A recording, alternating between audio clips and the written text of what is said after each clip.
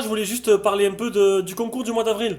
Donc pour ceux qui ne nous connaissent pas, qui vont découvrir la vidéo, voilà, il y a un concours chaque mois. Donc là, le concours du mois d'avril a commencé le premier, il durera jusqu'au 15.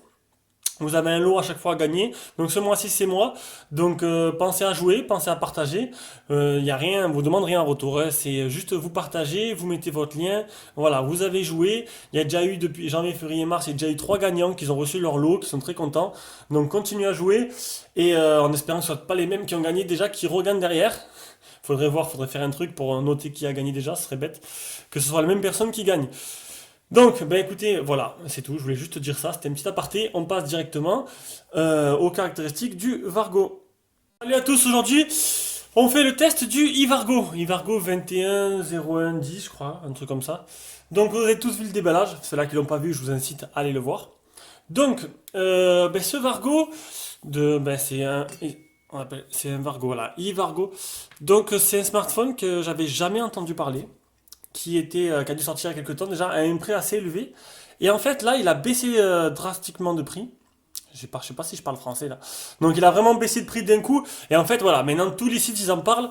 J'en ai vu de la pub sur tous les sites chinois, même français. Donc du coup, je me suis dit, allez, prends-le. C'est ta spécialité, ton site, c'est ce que tu fais.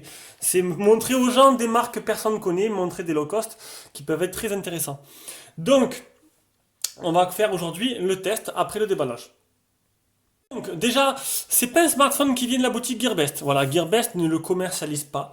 Donc du coup, ce sera un lien Tinidil. Voilà, Tinidil fait partie de mes partenaires, même s'il m'envoie pas de téléphone. Voilà, j'ai plusieurs partenaires et en fait Tinidil en fait partie. Donc du coup, bon, c'est très rare que je fasse des téléphones pour Tinidil, mais bon, allez, on va le faire. Donc c'est un téléphone qui vient pas de la boutique Tinidil, vient d'AliExpress. Mais bon, je mettrai un lien Tinidil. Si vous voulez l'acheter, vous pouvez. Ça m'aidera grandement. Allez, on passe directement aux caractéristiques. Sur Vargo, on a un écran 5 pouces. Android 5.1, oui, voilà, c'est une vieille version d'Android, enfin une vieille version. Oui, vieille, parce que maintenant il y a 7.0, il y a eu 6.0, et ça c'est 5.1. Donc c'est un smartphone sorti il y a un an, il n'est pas tout récent. Ne vous attendez pas à avoir des mises à jour. Donc la marque c'est Vargo, donc c'est bien ce que je dis, c'est la marque Vargo, mais le téléphone s'appelle iVargo. Je n'ai pas connaissance qu'ils ont sorti d'autres téléphones de cette marque-là. C'est un processeur octa-core 64 bits et un Snapdragon 615, donc pas de médiathèque. Ils ont fait la solution de mettre un Snapdragon 615 plutôt, c'est plutôt pas mal. Il est cadencé 1 Go 4, le GPU c'est l'Adreno 405, apparemment il serait tout en aluminium. Couleur gris, 3 Go de RAM, 32 Go de ROM. Il n'y a pas de carte SD, ce qui est bien dommage. Niveau des bandes 2G, 3G, 4G, donc, bon, 2G on s'en fout. La 3G, il n'y a que la 2100, il n'y a pas la 900. Ça réduit un peu. Après, ça gêne pas. En fait, c'est que si vous habitez à la campagne, ceux qui regardent cette vidéo, si vous habitez à la campagne, n'y pensez même pas. Sinon, vous allez sur le site antennerelais.com et vous regardez s'il y a une bande 900 à côté de chez vous. Donc là, c'est que la 2100. La 900, c'est la moins répandue des bandes. Je reviendrai ça tout à l'heure. Et pour la 4G, il manque la 800. Voilà. Il n'y a que la 2000, la 2600 et la 1800.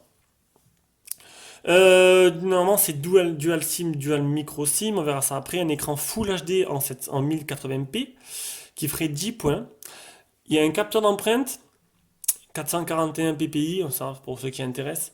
Bon, débloquer tout opérateur comme tous les Chinois. C'est une batterie de 2500 mAh, on verra tout à l'heure ce que j'ai mesuré. Appareil photo arrière de 13 mégapixels, avant de 5 mégapixels. Multilangue, il a bien le GPS, il serait NFC, OTG, LED de notification, reverse recharging. On pourrait recharger apparemment d'autres objets, mais avec 2500 mAh, on va pas faire grand chose. Et il ferait 125 grammes, c'est vrai qu'il est très léger. Et niveau dimension, 141,5 x 67,3 x 7,25 mm d'épaisseur. Allez, on passe directement au design. Vu le déballage, ils ont pu voir un téléphone qui était vraiment magnifique. Alors, l'appareil photo frontal, le capteur de proximité, l'appareil photo frontal, le capteur de proximité, j'ai inversé tout, le haut-parleur de tête. Là, il y a le LED de notification qui se trouve vers là. Si c'est où vers là? Non, je pense que c'est vers là. En bas, on a le bouton, on n'a pas de bouton, on a juste un bouton physique. Enfin, si, on a un bouton. Attendez, écoutez, bon, il est 8h30 du matin. À 9h du matin, c'est un peu du mal. Donc là, c'est un bouton physique. C'est pas tactile, c'est juste un bouton physique. Il n'y a pas de bouton sur les côtés, il y a des boutons sur l'écran. En dessous, on a le port de rechargement, le haut-parleur qui se trouve ici. Ce côté, on a le bouton power volume plus, volume moins. Et ça, c'est un bouton mute. Vous allez voir tout à l'heure. Ce côté-là, on a le bouton Power. Là, j'ai dit que ça, c'est le bouton volume, hein. Le bouton Power, il est là. Décidément, je dis n'importe quoi. Donc, le bouton Power, il est là. Et le tiroir SIM, normalement, il y a encore ma SIM à l'intérieur, voilà. Donc, c'est d'un côté une micro SIM, de l'autre. De l'autre, hein, ça ressemble à. Ah non, une simple SIM? Eh ben non. C'est un simple SIM, donc c'est très rare. C'est la première fois que je revois un simple SIM. Hein. Ouais, ça a l'air d'être du simple SIM. C'est bien dommage. On va aller. J'étais dans les caractéristiques, c'était marqué d'ailleurs. Hop. C'était marqué dans les caractéristiques. Excusez-moi. Ah, c'est sûr que si je mets pas le Wi-Fi, ouais, c'est exactement, c'est ça, c'est du simple SIM. Eh ben écoutez, c'est très rare, c'est la première fois que je vois un Chinois qui fait simple SIM. Ça fait pas longtemps, ça fait longtemps qu'on en a pas eu des comme ça. Donc, on éteint, on continue. Notre tour du propriétaire. Au-dessus, on a un port jack. Et là, on a un port IRC. Enfin, je suppose que c'est ça. J'ai pas trouvé dans les menus comment l'utiliser, mais bon, il faudrait peut-être prendre l'application sur le Play Store. J'ai pas essayé. À l'arrière, on a, bon, c'est voilà, tout en métal, tout en aluminium. C'est plutôt pas mal, avec juste deux bandes là pour faire passer.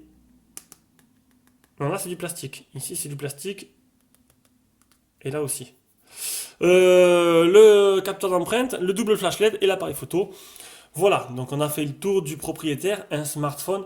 Il est magnifique ce smartphone. Il est bien fini, ça ressemble beaucoup à de l'iPhone, ça je vous le cache pas.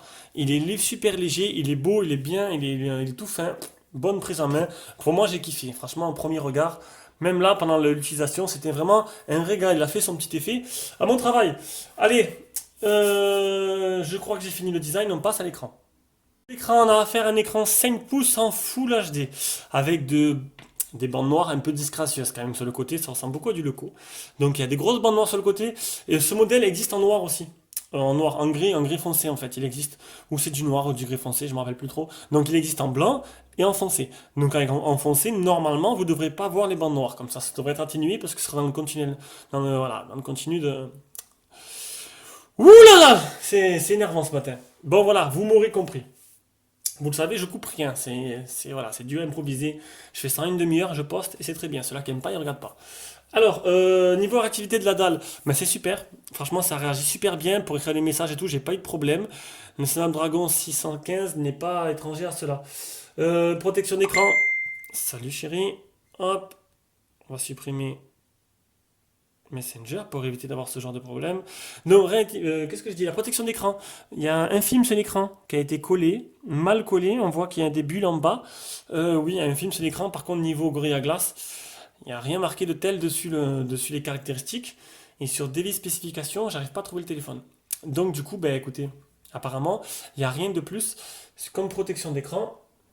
Le Miravision, ben, il n'y en a pas, puisque Miravision, c'est réservé à Mediatek. Il n'y a pas de solution là-dessus de nuance des couleurs, de changement des contrastes. Et on va faire l'appli Display Tester, qui se trouve là.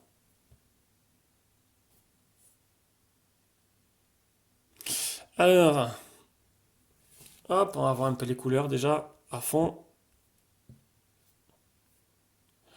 Donc, pas de fuite de lumière. Les couleurs sont propres, il n'y a pas de tache sur l'écran.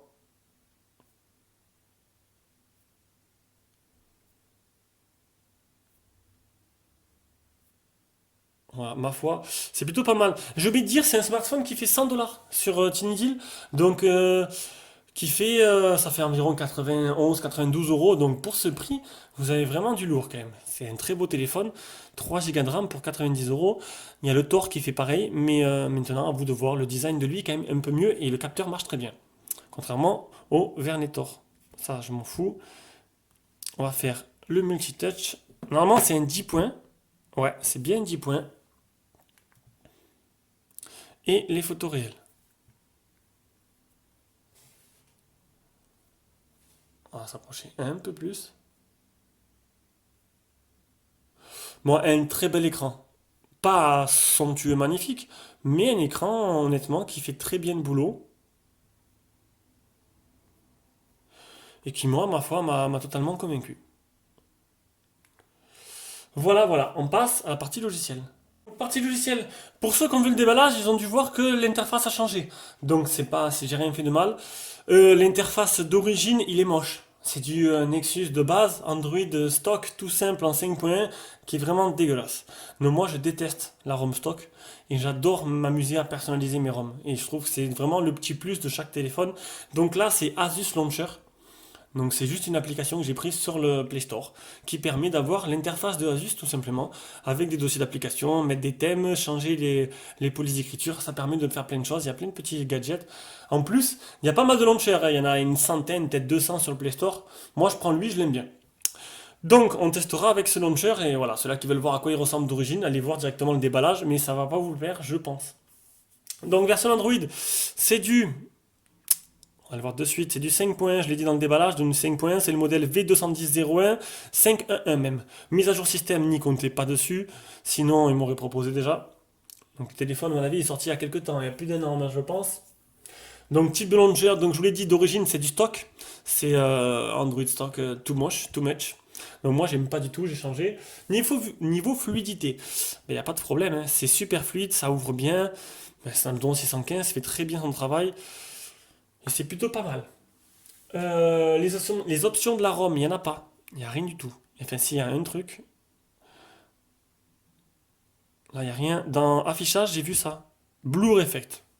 Je sais pas du tout à quoi ça sert. J'ai pas vu, j'ai tout coché et j'ai pas vu la différence. Voilà. Sinon, qu'est-ce que je peux vous montrer? Les boutons sur l'écran? Donc en fait, c'est des boutons. Ils se cachent automatiquement, donc cherchez pas. Donc là, c'est un bouton qui fait office de retour, hein. Vous cliquez là. Si vous avez plusieurs, hop, c'est un bouton retour. Si vous ouvrez plusieurs pages, vous allez appuyer plusieurs fois pour revenir au menu central. Donc vous, hop, vous glissez vers le haut, vous cliquez là, vous revenez au menu central. Ici, c'est les dernières applications qui ont été ouvertes. Tac. Mais il se ferme tout seul, ce qui est plutôt pas mal. Qu'est-ce que je peux dire d'autre? Le logiciel, je l'ai déjà dit. Hop, le capteur d'empreinte. Donc le capteur d'empreinte, il est là. On a vu pendant le déballage, il marche très bien. Et en plus, il est compatible avec l'application Screen Off. Maintenant, je vous dirai si le téléphone est compatible ou pas. Comment dire? J'ai eu pas mal de problèmes au début. Je disais que les capteurs d'empreinte ne marchaient pas sur certains téléphones. Et c'est juste qu'il y avait un conflit avec Screen Off, cette application géniale, hop, qui permet d'éteindre l'écran au lieu d'utiliser le bouton Power. Donc du coup, je l'installe et je vous dis maintenant s'il est compatible ou pas pour ceux qui veulent l'utiliser. Moi, c'est indispensable. Donc mon Honor 8, eh ben, par exemple, eh ben, Screen Off n'est pas compatible. Ça veut dire que si je mets Screen Off, le capteur d'empreinte ne marche plus. Donc le capteur d'empreinte est très réactif, il marche très bien. Encore une dernière fois pour les sceptiques. Voilà. Le bouton ici, c'est un bouton mute. Ah merde, si j'appuie sur le bouton power en même temps, ça va pas le faire. Donc en fait, ça permet. Voilà, le son il est à fond, le son est éteint, le son il est à fond, le fond est éteint, tout simplement. C'est pratique, ça permet. Maintenant, est-ce qu'on peut l'éteindre? Écran éteint, écran éteint, ça n'a rien fait, ça marche pas à l'écran éteint. J'en étais où? Les mises à jour, non, le stockage. Le stockage, je crois que j'ai dit que c'était un 32 Go stockage. Il reste 24 Go sur 32, ce qui est plutôt pas mal. Donc 3 Go de RAM, ça je l'ai dit. Hop, on va prendre le OTG. Donc apparemment, il ferait OTG. Voilà. Voilà, donc il fait bien OTG. Pour être le plus complet, vous avez vu, il faut faire comme ça si on veut revenir. La galerie pour le test anti-malware. Alors, la ROM est infectée, oui. Est-ce que ça va vous poser problème? Moi, ça ne m'a pas posé problème pour l'instant. Donc, il y a deux applications infectées, l'application mise à jour et l'autre application. On va essayer de la supprimer, vous allez voir. Ah ben non, c'est une capture d'écran. Non, mais voilà, elle est infectée avec deux applications. Donc maintenant, à vous de, ben, vous pouvez router le téléphone et désactiver manuellement chaque application. Alors, router le téléphone, ça vous dérangera pas parce qu'il n'y a plus de mise à jour, donc vous pouvez le faire et ça vous permettra d'étendre un peu les possibilités du téléphone. Et il reste plus que l'application Phone Tester. Le bouton il marche plutôt bien, il clique bien, il n'y a pas de problème, vous n'aurez pas de soucis je pense, sur la durée. Donc là c'est exceptionnel. Accéléromètre, gyroscope, champ magnétique, boussole, lumière proximité. Donc il y a pas mal de choses. On peut voir que le capteur de lumière marche très bien avec le capteur de proximité. Donc qui est la boussole c'est pas mal. Pour ceux qui jouent à Pokémon Go, ben, on pourrait jouer là-dessus avec 100% des capacités. Sur ce, c'est bon, on va passer directement à la partie performance. Pour les benchmarks avec le Antutu 38904, c'est plutôt pas mal, c'est du milieu de gamme Snapdragon. Voilà, on va pas se plaindre, pour le prix c'est très bien. 2475 pour le PC Mark, 1676 en Geekbench, 655, 1680 en Geekbench, en multicore, et on a le Epic Citadel qui fait un énorme score de 50,9 qui est super super impressionnant. On passe au jeu, on commence par Rayman. Allez, Rayman, comme d'hab, un jeu parfait pour voir les capacités du téléphone. Et on entend en même temps le très bon son qui est délivré par les haut-parleurs. Je pense qu'il y a une bonne surprise là-dessus aussi. Mais écoutez, comme vous pouvez le voir, le jeu marche extrêmement bien. Il tourne vraiment nickel. Il n'y a aucun ralentissement de prévu. Et vraiment, j'ai l'impression qu'il tourne vraiment à 100% de ses capacités. Ce qui est très rare, honnêtement. C'est là une des premières. Il fait partie de l'un des rares téléphones qui marche perfectionnellement. J'arrive rien à dire ce que je dis, c'est pas grave. D-Trigger 2 qui tourne. Attendez. On va essayer d'ouvrir ça en performance. Élevé, donc un maximum.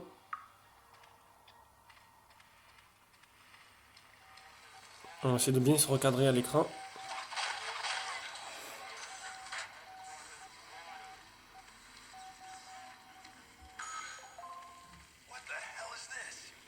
C'est un régal quand même cet écran.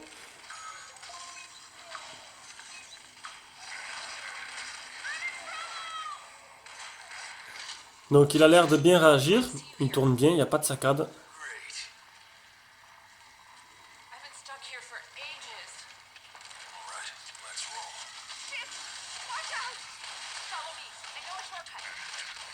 Nickel. Donc on passe directement, il n'y a pas de problème, on passe directement à Real Racing. Allez, on passe à Real Racing 3. L'accéléromètre qui marche nickel.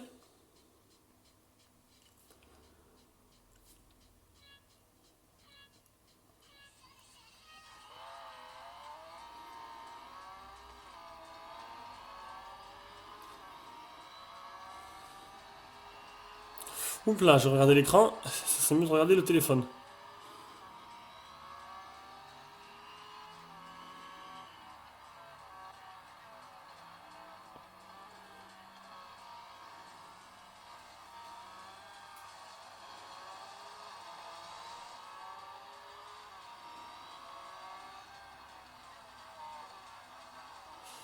Bon, ça a l'air de bien fonctionner. Pas trop de ralentissement.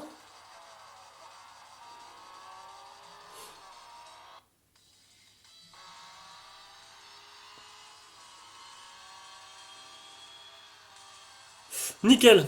Bon, partie jeu, vous l'aurez compris, c'est du tout bon. On passe à la suite. Alors, partie photo. Voilà. Donc, le logiciel appareil photo, ben, c'est Google Photo tout simplement, si je dis pas de bêtises. Donc, on slide vers la gauche, on a appareil photo vidéo. On slide vers la droite, ben, on a les photos qu'on a prises. On peut changer entre l'avant et l'arrière, mode HDR, mode grillage, quadrillage. Voilà. Et voilà, c'est plutôt simple. On passe directement aux échantillons. On commence par le petit selfie avec la caméra avant de 8 mégapixels. Ouais, ça va, c'est correct. J'aime pas trop ma gueule, mais sinon c'est correct niveau qualité de l'image. Après, une petite photo extérieure. Je rappelle, c'est du 13 mégas, hein. Et c'est plutôt joli la photo. Plutôt de bonne qualité. Une petite vidéo.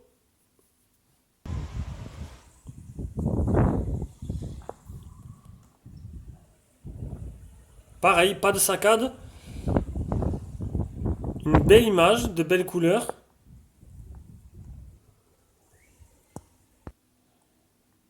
Ça marche plutôt bien. Mon plan de travail.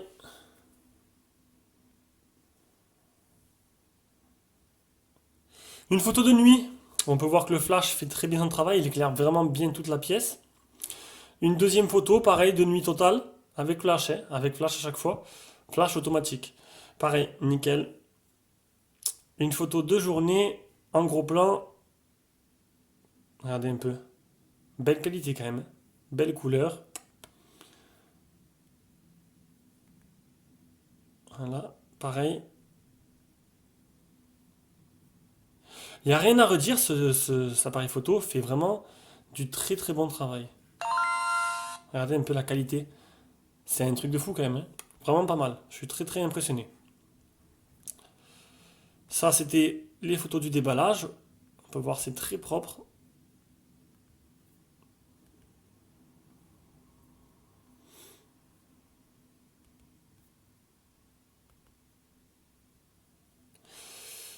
Ben, il n'y a rien à dire, hein. Un très très très bon appareil photo qui fait bien le boulot. Et pour le prix du téléphone, ça commence à devenir super intéressant quand même. Allez, on passe à la partie GPS. J'avais un peu peur au début parce que je me suis dit un téléphone comme ça, une marque inconnue, généralement c'est pas bon signe. Eh ben non, il marche plutôt bien même. Donc c'est le fixe en 6 secondes et 3 mètres de marge, 20 satellites trouvés, 12 fixés. Il a très très très bien marché. Donc on passe directement à la partie audio-vidéo. Alors la qualité des communications, je commence par ça. Car quand j'ai appelé ma femme pour la première fois avec ce téléphone, elle m'a dit oh qu'est-ce qui se passe? Je dis oh là tu m'entends pas? Elle me fait non non au contraire je t'entends super bien franchement c'est très rare. Donc elle m'a entendu super bien apparemment. Moi je l'entends bien aussi donc qualité de communication plutôt bonne. On va directement regarder une vidéo.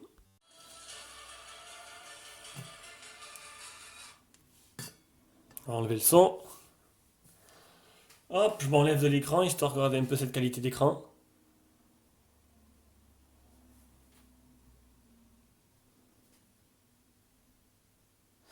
En sachant que j'ai fait un zoom avec le Honor 8 quand même.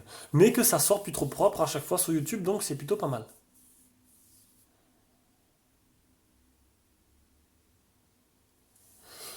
Que dire? Une très très belle image, ça marche nickel et ben, je suis plutôt content. On va maintenant passer directement à la partie audio. Par une petite vidéo YouTube.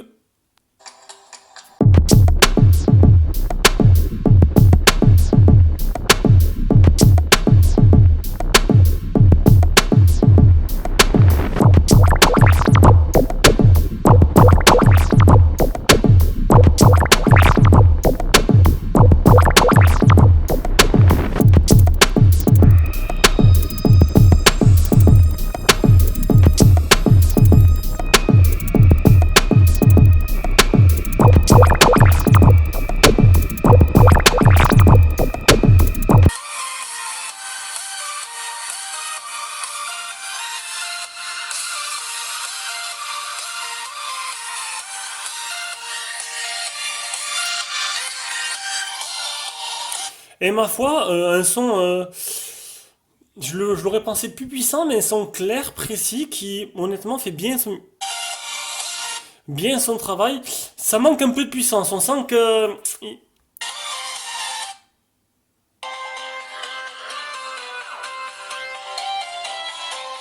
Ce qui est bien, c'est que je retrouve un peu des graves, des trucs un peu plus, voilà, c'est pas trop trop aigu, et ça c'est plutôt pas mal. On va maintenant tester le port jack. On va l'allumer dans Saint-Umi. Voilà. Bluetooth speaker is power on. Tac. Bluetooth. Ah, Waiting for connection.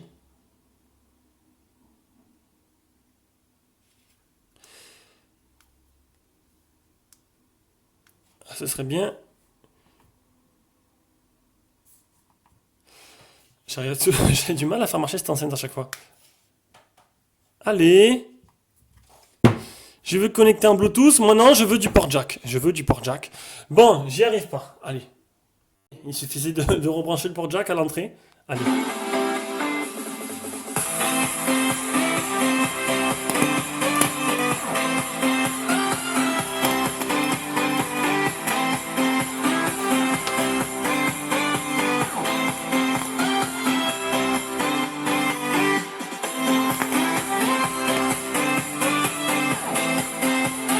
Ça grésille, mais c'est bizarre, ça grésille. Le dernier test, je pense que c'est mon câble. Je pense que c'est le câble qui grésille. Il faudrait que j'en teste un autre parce que quand j'avais le petit haut-parleur rouge, ça ne grésillait pas. Bon, bah écoutez, bah tout est bon. tout marche bien. On va faire maintenant l'autonomie. Non, on passe au réseau. Donc le réseau, qualité du Wi-Fi, je suis à 3 sur 4, c'est plutôt bien, donc c'est dans la moyenne. Bande 3G, 4G, donc je répète, la bande 3G, il n'y a pas la 900, donc si vous habitez à la campagne en France, vous n'aurez pas le H+, seulement le Edge. Si vous habitez dans des villes, il n'y a que des bandes 2100 dans les villes, donc voilà, je généralise un peu les choses.